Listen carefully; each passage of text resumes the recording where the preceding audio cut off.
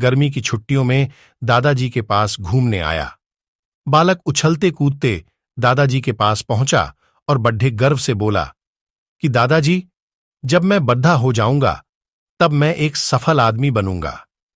क्या आप सफल होने के कुछ उपाय बता सकते हैं? दादाजी हां में सर हिला दिया और बिना कुछ कहे लड्ढके का हाथ पकड़ दहा और उसे करीब की पौधशाला ले गए। वहां जाकर दादाजी ने 2 छोटे छोटे पौधे खरीदे और घर वापस आ गए। वापस आकर उन्होंने एक पौधा घर के बाहर लगा दिया और दूसरा पौधा गमले में लगाकर घर के अंदर रख दिया। अब आपको क्या लगता है कि इन दोनों पौधों में से भविष्य में कौन सा पौधा अधिक सफल होगा? दादाजी ने लडीडीडीएचके से पूछा। लडीडीहटका कुछ समय तक सोचते रहा और फिर बोला, घर के अंदर वाला पौधा ज्यादा सफल होगा, क्योंकि वो हर एक खतरे से सुरक्षित है, जबकि बाहर वाले पौधे को तेज धूप, आंधी, पानी और जानवरों से भी खतरा है। दादाजी बोले, चलो देखते हैं आगे क्या होता है। और वह अखबार उठाकर पारहचने लगे। दादाजी दोनों पौधों पर ज्यादा ध्यान देते रहे और समय बीतता गया।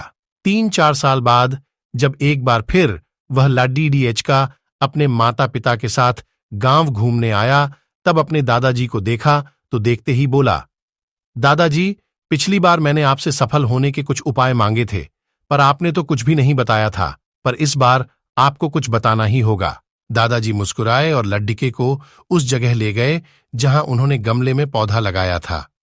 अब वह पौधा एक पेड्डीडीडी में बदल चुका था। लड्ढका बोला, देखा दादाजी, मैंने कहा था ना कि ये वाला पौधा ज्यादा सफल होगा। दादाजी ने बोला कि अरे, पहले बाहर वाले पौधे का हाल तो देख लो। और ये कहते हुए दादाजी लड्ढके को बाहर ले गए। बाहर एक विशाल पेड्डी गर्व से खड्डा था। उसकी शाखाएं दूर तक फैली हुई थीं और उसके छांव में खड्डे राहगीर आराम से बातें कर रहे थे। अब दादाजो ने पूछा, बताओ कौन सा पौधा ज्यादा सफल हुआ? लड्ढका कुछ शर्माते हुए बोला, बाहर वाला। लेकिन यह कैसे संभव है? बाहर तो उसे ना जाने कितने खतरों का सामना करना पड़ता होगा।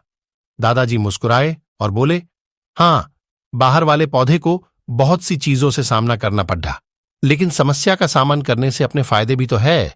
बाहर वाले पौधे के पास आजादी थी कि वह अपनी जड्ढे जितनी चाहे उतनी फैला ले, अपनी शाखाओं से आसमान को छू ले, और तुम जिस आधी तूफान से इस पेड्डे के लिए मुसीबत समझते थे, उसी आधी तूफान ने ही इस पेड्डे की जड्ढों को इतना मजबूत बना दिया है कि आज एक छोटा सा आधी तूफान इस पेड्डे का कुछ भी नहीं बिगाड़ सकता।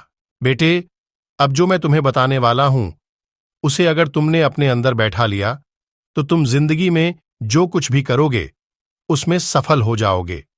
उन्होंने बोला कि अगर तुमने जीवन भर सिर्फ अच्छी विकल्पों को ही चुनते रहोगे तो तुम कभी भी उतने सफल नहीं हो पाओगे जितनी तुम्हारी क्षमता है।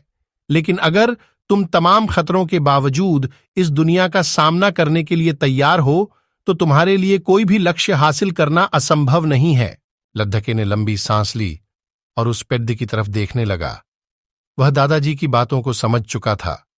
आज उसे सफलता का एक बहुत बद्धा सबक मिल चुका था कि जीवन में हम जिन रुकावटों को हम जितना बद्धा शत्रु समझते हैं, वही हमें मजबूत और जीवन में बहुत ज्यादा सफल बनाती है।